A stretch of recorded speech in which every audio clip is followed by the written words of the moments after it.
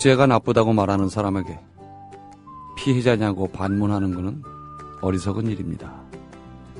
아이를 유괴당한 부모만이 유괴범의 단죄를 외칠 수 있는 겁니까? 인간의 자유를 제한하는 일체를 거부하면서 아침을 열어봅니다.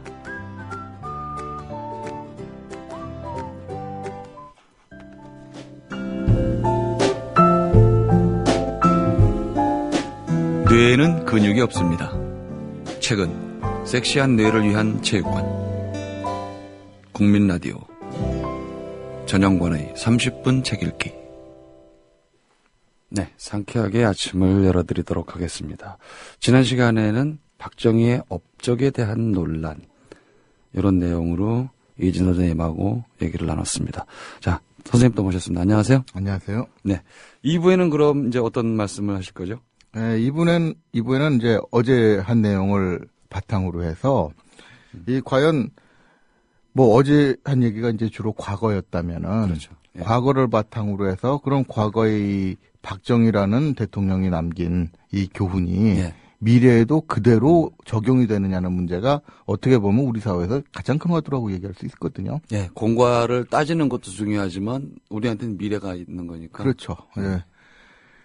단순히 과거로만 끝나가지고 과거에 이랬으니까 좋은 사람, 나쁜 사람 이렇게 나누고 또 그걸 가지고 이제 현실 정치에서 이전 투구하는 데서 쓰기보다는 사실 좀 냉정하게 분석을 해서 받아들일 수 있는 게 있다면 어디까지 받아들일 수 있고 배울 게 있겠죠, 예, 박정희한테도.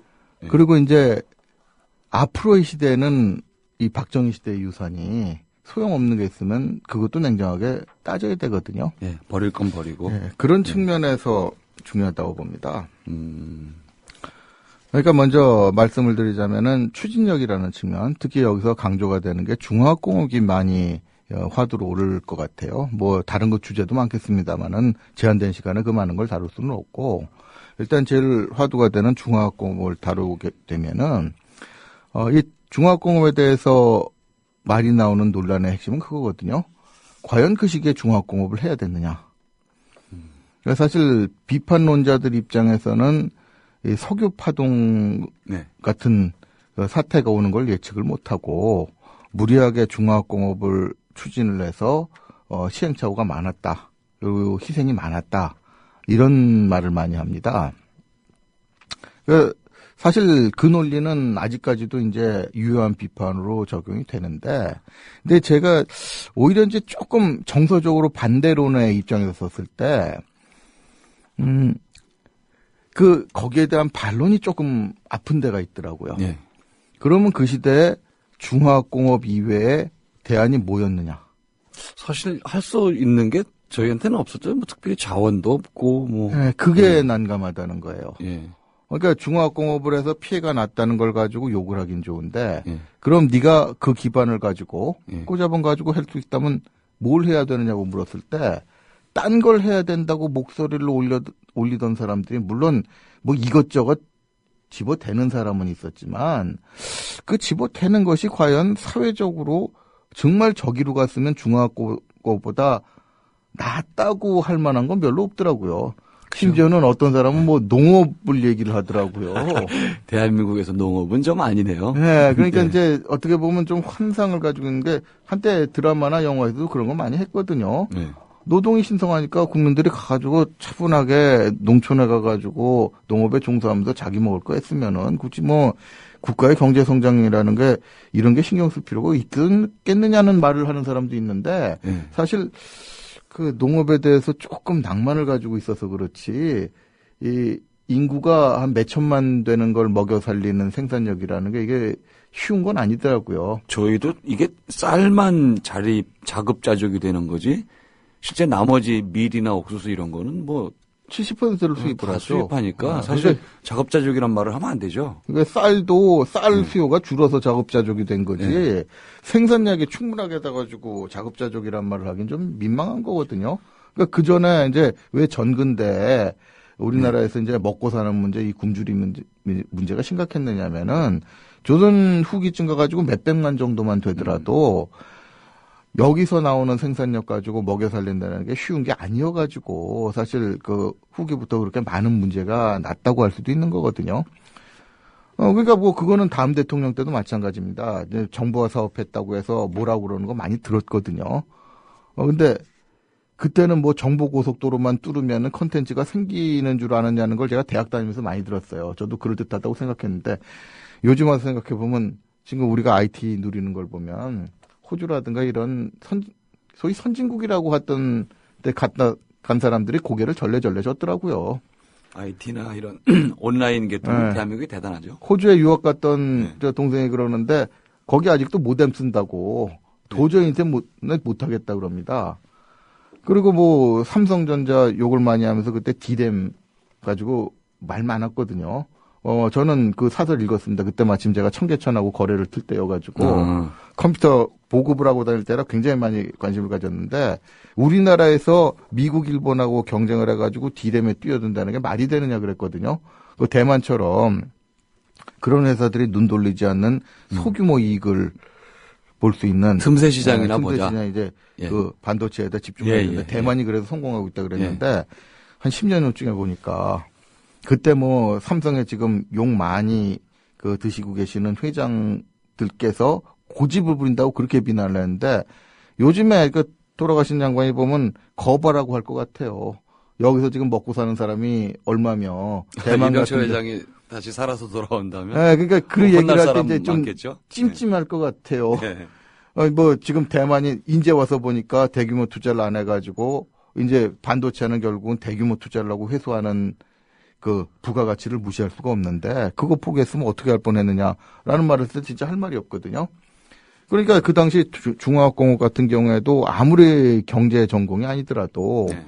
뭐 농업 같은 1차 산업을 기반으로 해서 경공업들하고 중화학공업을 거쳐서 거기서 벌어들인 자본이 이제 축적이 돼야 이제 첨단 산업이니 뭐 이런 데로 투자가 되는 것이고 그거를 그런 순서를 밟지 않을 방법은 없었지 않느냐는 말에 솔직히 딱히 설득력 있는 반론을 하기는 곤란할 것 같아요. 마땅치 않죠. 삼성도 어찌 보면은 뭐 그렇죠. 지금 대한민국의 축소판이라고도 볼 수 있는데 저는 개인적으로 삼성 제품을 안 쓰고 있지만 어쨌든 삼성 때문에 우리가 누리는 거나 대한민국의 수입이나 이런 걸로 보면은 사실 거부하기 힘든 게 많거든요. 그야말로 미워도 다시 한 번이 되는 거죠. 그러니까 황제 경영을 한다고 욕을 해가지고 총수 보고 물러나라 그랬는데 그랬더니 의사결정이 안 되더라는 겁니다.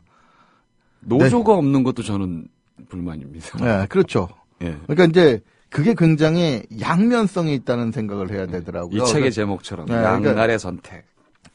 저희도 어릴 때 그런 생각 많이 하지 않습니까? 모기한테 잡아 뜯기는 거 보면 저놈의 모기라는 게 왜 하나님이 만들어가지고 이렇게 사람들을 괴롭히는지 싹 멸종을 시켜버리면 될 거라고 생각하는데 생물학자 중에 그런 말을 하는 사람들이 있더라고요. 모기는 그렇게 남한테 병균을 옮기도 하면서 지는 병이 안 걸린다 이거예요. 그 역관계라는 게 나중에 알게 되면은 어떤 잠재력을 가질지 모르는데 싹 없애버리고 나면 뭘 가지고 연구를 할 거면 뭘 가지고 밝혀낼 거냐 이런 말까지도 하더라고요. 그렇죠. 예. 네. 그건 그러니까 뭐, 이제 그런 측면은 인정을 해줘야 된다고 보는데 단지 이제 앞으로 문제가 될 거는 그러면은 이제 박정희 대통령이 썼던 방법이 진리냐?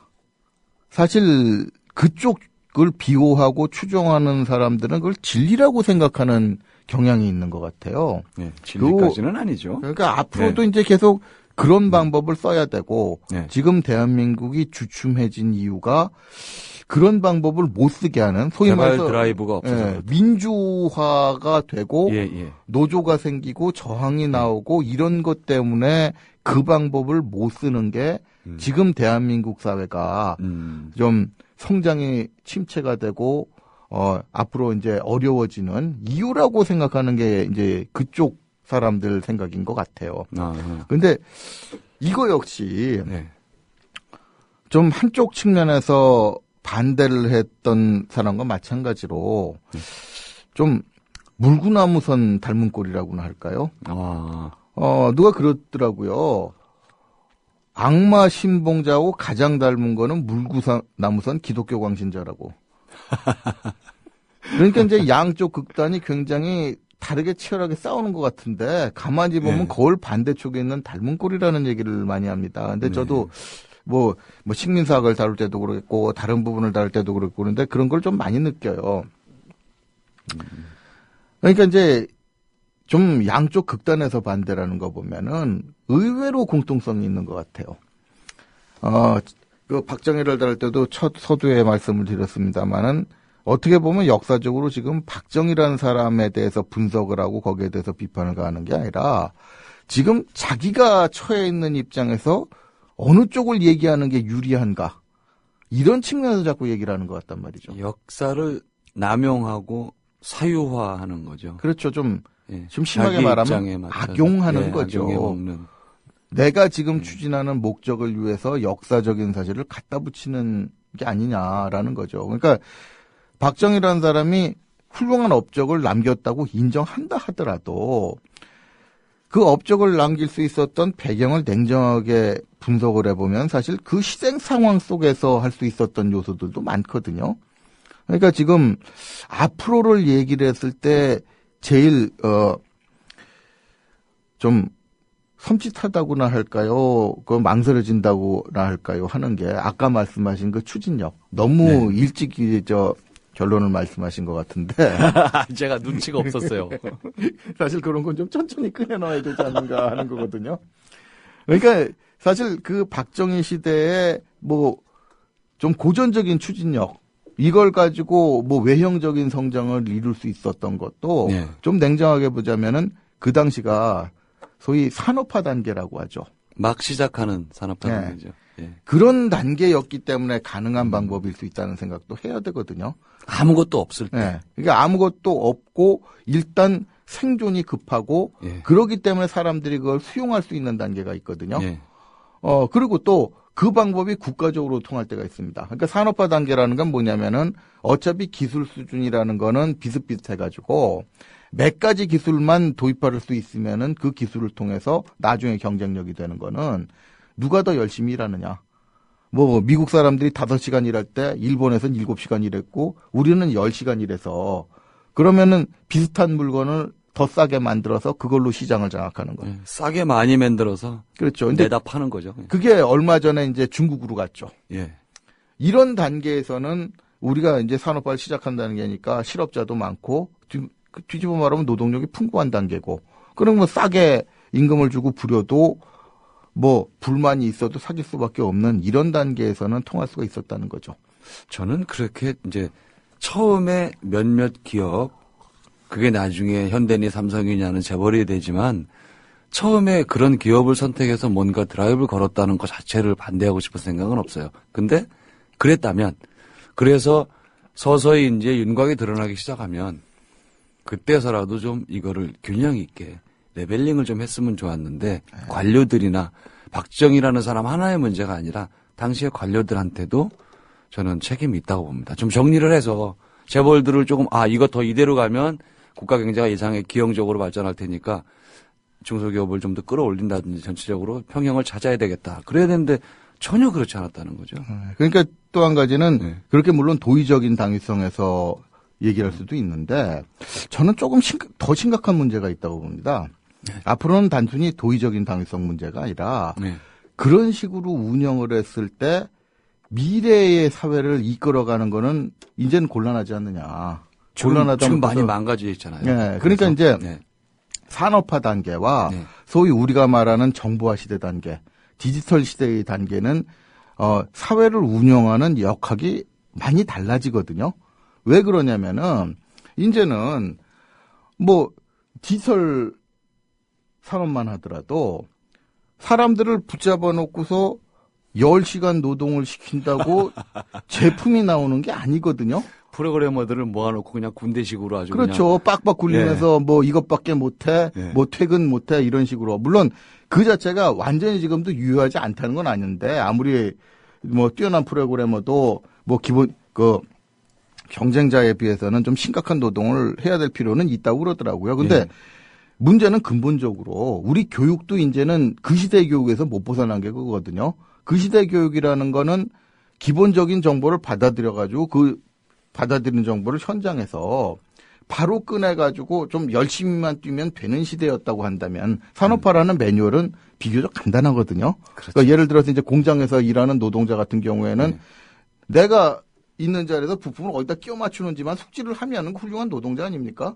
자기 몫은 다 하고 월급 그렇죠. 받는 거죠. 자기 몫을 다 뿐만 아니라 그 다음에 이제 경쟁력은 남들은 7시간 일하는데 나는 9시간 일했다 그러면은 그만큼 물건 많이 나오는 거고 그게 가격 경쟁력 싸지고 뭐 이런 거 그거 다 갖출 수 있으니까 그러는데 요즘 디지털 시대에서 예를 들어 반도체를 만든다는 거는 남들이 뭐 1기가바이트짜리 만들었으면 우리는 이제 4기가바이트짜리를 만들어야 되는데 그걸 책상에 머리 빈 사람들이 앉아가지고 계속 머리 부딪히면서 불꽃 튀긴다고 뭐가 나오는 게 아니란 말이죠.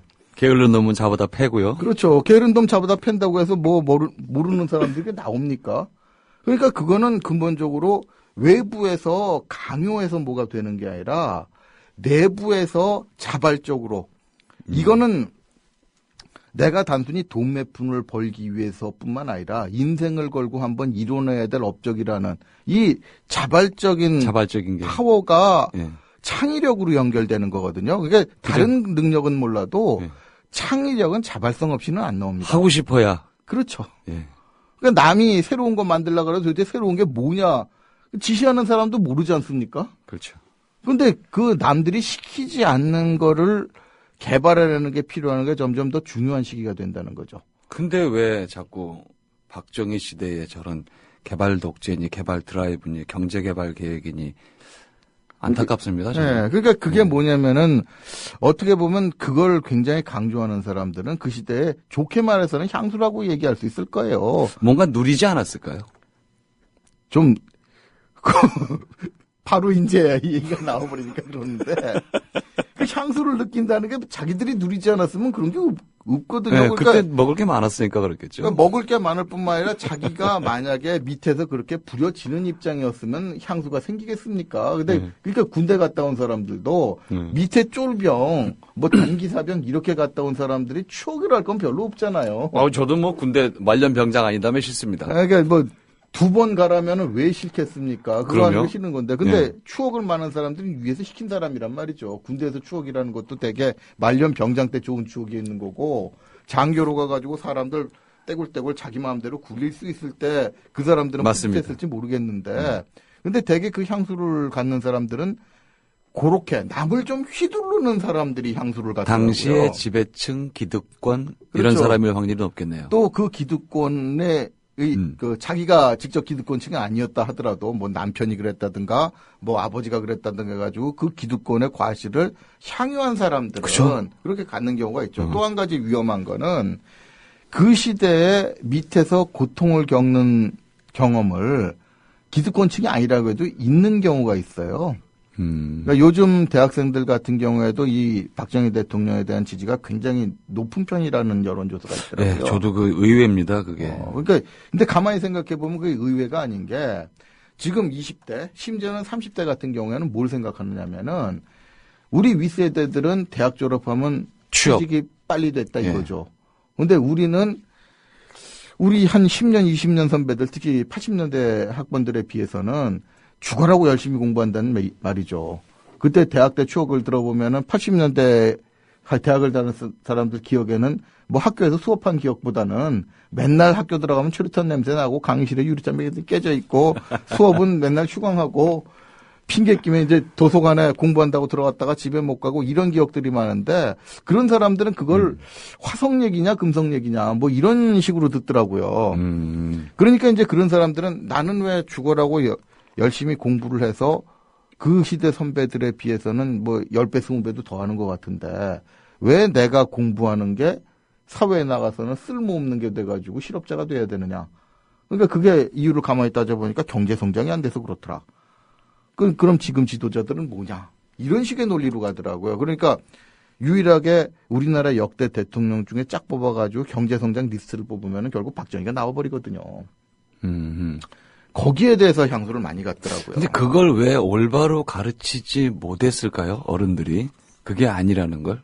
그러니까 아까 말씀드린 서두에 나온 양극단론만 얘기를 했을 때는 그게 이제 말하는 사람 입장도 어느 쪽의 논리가 나한테 유리하냐는 논리로 나가게 되니까 사실 중간에 있는 냉정한 얘기가 거의 나와본 적이 없지 않습니까? 방송에서 전 이렇게 얘기하는 방송도 거의 들은 적은 없어요. 그동안 그게 불만이어서 오늘 이 기회에 나가는 거고, 문제는 그게 또 아래 세대들한테 들릴 때는 어떻게 들립니까? 특히 오히려 지금 20대 같은 경우엔 진보적인 사람들의 얘기가 귀에 안 들린다는 거죠. 당장 자기가 뭐 그렇죠. 취직이 안 내가 되고. 취직이 안 되는데 민주화 얘기? 뭐 지금 자기들은 사실 그 당시에 아무나 끌고 가서 간첩 만들 수 있다는 논리에 대해서 이해를 못 하거든요. 그리고 북한의 위협을 심각하게 느낀다는 것도 아니 지금 와서는 북한이 저 도와줘야 될 이웃이지 위협해오는 적이라는 생각은 별로 그 옛날에 비해서는 강하지 않거든요. 그런 생각을 하는 젊은 세대에 있어서는 역시 지도자가 과단성 있게 끌고 나가지를 못해서 이런 사태가 벌어지지 않았느냐는 생각을 가질 수밖에 없을 것이고. 참 위험스럽습니다. 그 독재 정권 하에서 이제 각종 고문 사건, 이제 실종 내지는 간첩 이렇게 무죄 선고되고 해서 그런 것 때문에 정부에서 배상하는 게 현재까지 2천억 정도 된다고 제가 알거든요. 그러니까 이제 보수적인 사람들은 보상한 것 자체도 잘못이라는 식으로 막 몰지 않습니까? 아니 멀쩡한 사람을 데려다가 죽을 만큼 두들겨 패고 간첩을 만들었다가 무죄가 됐는데 그게 그러니까 왜 잘못이죠? 요즘 좀 보수적인 역사 운동 하시는 분들 얘기가 그렇지 않습니까? 그 사람들은 좌빨 종북이어서 당해서 싼 사람들 당했는데 그걸 왜 비호하냐는 식으로 나오지 않습니까? 그러면 그런 분들을 데려다가 보수 꼴통이라고 좀 거꾸로 매달아 놓고 물도 먹이고 막 그래도 되겠네요. 근데 자기들이 당하는 것도 예, 바꿔 말하면 그럼 그래도 된다는 그거는 얘기네요. 안 된다고. 그래서 저는 그 사람들이 예. 아무래도 외계인이 아니겠느냐 싶은 게 지구인들의 이 사고방식이나 행동 양식하고 다르다는 게 그런 겁니다. 근데 그 외계인들은 상당히 자기들은 존엄하신 존재라고 생각을 하더라고요. 그러니까 나는 존엄하신 존재니까 당하면 안 되고 좀 미천한 것들은 좀 당해도 되지 않느냐는 식의 논리가 굉장히 강해가지고 또 그런 존엄하신 분이 저 집권을 해가지고 오래 가면은 저 북녘동포들처럼 되는 거 아닌가 그런 생각이 들어요. 근데 전 오른쪽 논리냐 왼쪽 논리냐가 중요한 게 아니라 그런 외계인이 집권이 좀 위험하지 않는가 하는 입장인데 문제는 그런 논리들이 편집이 돼가지고 그 어두운 측면은 편집이 된 상태에서 다음 세대로 가버린다는 거죠. 아까 말씀드린 대로 박정희 시대의 논리가 그들의 미래에 적용될 수 있는 방식이 아니라는 얘기가 제가 아는 한은 주류거든요. 사실 산업화 시대의 논리로 교육을 시키고 국가를 운영해가지고 앞으로 될 수 있는 시기는 분명히 아니라는 거죠. 큰일 납니다. 그렇게 하면. 그게 정말. 옆에 나라에서 보여주고 있지 않습니까? 한때는 산업화 시대에는 일본이 미국 추월한다고 얼마나 난리를 쳤습니까? 근데 요즘에 와가지고는 일본이 이제 거의 재기불능 상태까지 들어간 걸로 알고 있어요. 소니가 망한 것도 그런 그러니까 뭐라 그럴까요? 패러다임 시프트죠. 이렇게 그렇죠. 생각이 전환이 안 돼서 사실은 소니가 망한 거거든요. 그렇죠. 한 시대에 통하는 논리를 가지고 예. 계속 고집을 하다 보면은 시대가 바뀌었는데 그러니까 옛날에 자기들이 공격을 당했던 논리 중에 편한 것만 이렇게 골라가지고 고집을 하다 보면 이런 사태가 오지 않느냐는 겁니다. 그래서 처음에 누가 박정희를 영웅으로 만들었느냐 하는 과제를 본다면 전 두 가지를 짚을 수가 있다고 봐요. 첫 번째는 이 박정희 시대에 논리에서 이익을 받거나 그 과실을 본 사람 또는 그 과실을 일방적으로 이제 정보를 주입받은 사람이고 또 한 가지는 전 평가가 상대적이라고 봅니다.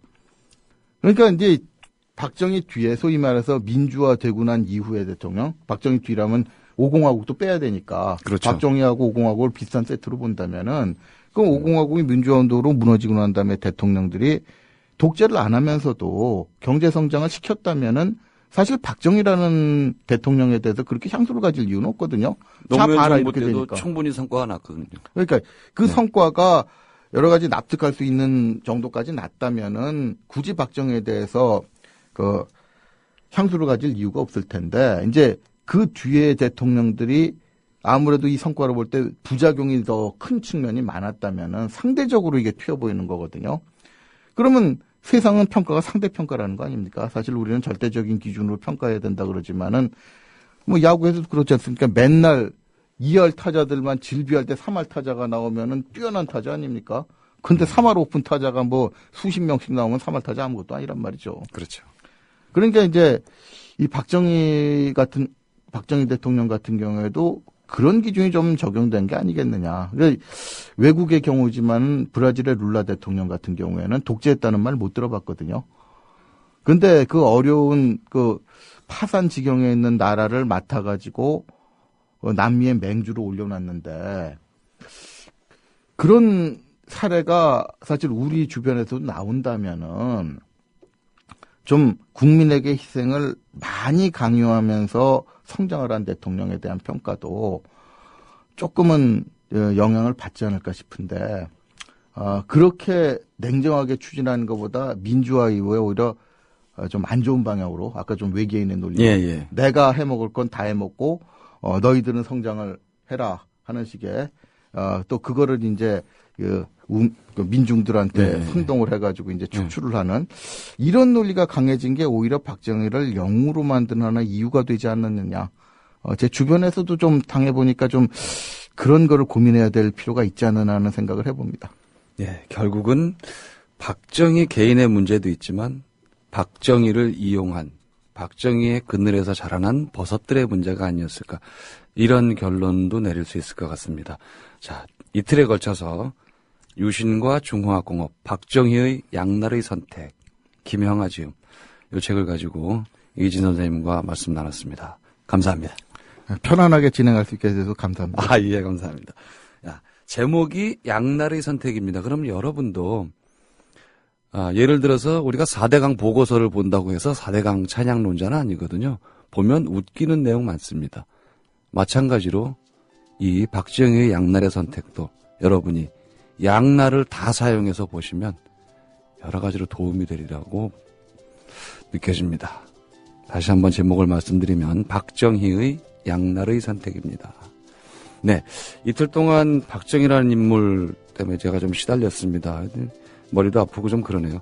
다음 주에는 선생님께서 좀 산뜻한 책을 소개해 주시라고 믿고 오늘은 여기까지 마치겠습니다. 30분 책 읽기 전영관이었습니다.